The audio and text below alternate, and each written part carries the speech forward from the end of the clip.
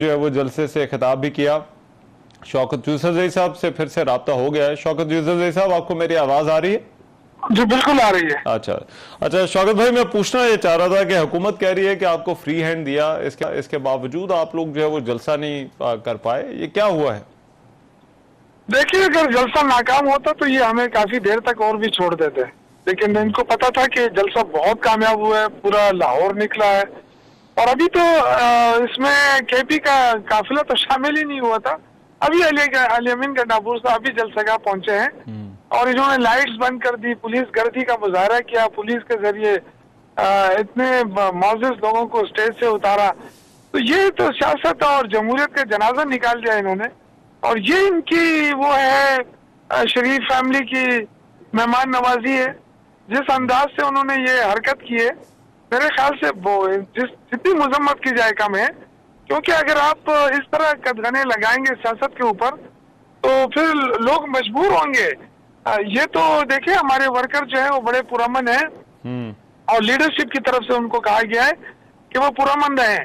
अगर वो मुश्तैल हो जाए, और ये इनकी पूरी कोशिश है गवर्नमेंट की कि वर्कर मुश्तैल हो जाए और ये कोई कारनामा ना सर अंजाम दे और दूसरा मॉडल टाउन करे। अच्छा। लेकिन हमारे वर्कर बिल्कुल पुरअमन है और इंशाल्लाह अली अमीन गंडापुर साहब पहुंच चुके हैं, वो खिताब करेंगे। कितने अफसोस की बात है, ये इनकी मेहमान नवाजी है कि इन्होंने लाइटें बंद कर दी, इन्होंने साउंड सिस्टम बंद कर दिया।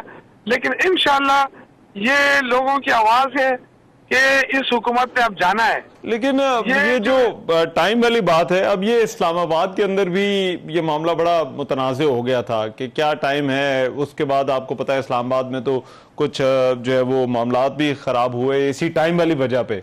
तो आज गवर्नमेंट तो ये कह रही है कि 6 बजे का टाइम था, 6 बजे हमने जो है वो लाइटें बंद कर दी और जो है वो लोगों को स्टेज से उतार दिया।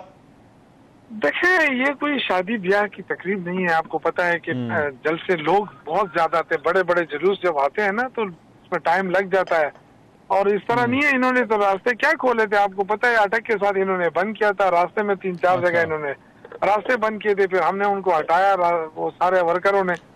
तो ये तो देखिए, इन्होंने तो अपनी पूरी कोशिश की कि जलसा नाकाम रहे, खौफ फैलाया। अच्छा। इसके बावजूद लोग पहुंचे हैं, जलसगाह पहुंचे हैं और लोगों ने अल्हम्दुलिल्लाह बड़ा रिस्पांस दिया है।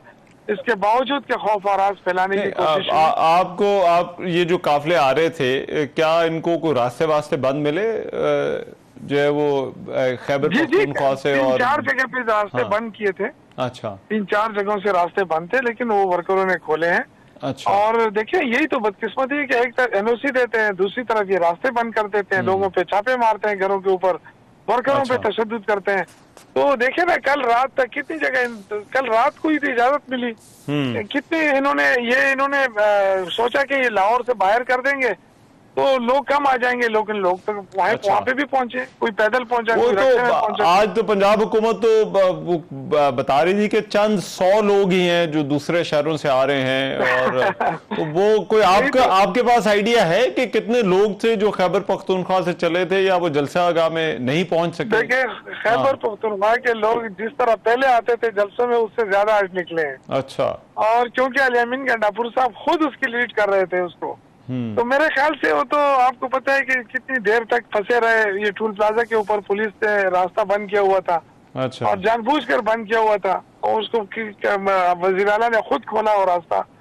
तो जाहिर है देर तो लग गई थी, लेकिन मैं ये कहता हूँ कि देखे, कोई आपका लाइन ऑर्डर का मसला नहीं बना, किसी ने गमला तक नहीं तोड़ा और एक स्मूथ जलसा चल रहा था, चल जाता। उसके बाद आप बेशक, आपके तो आदत है मुकदमे बनाना, अब मुकदमे बना लेते।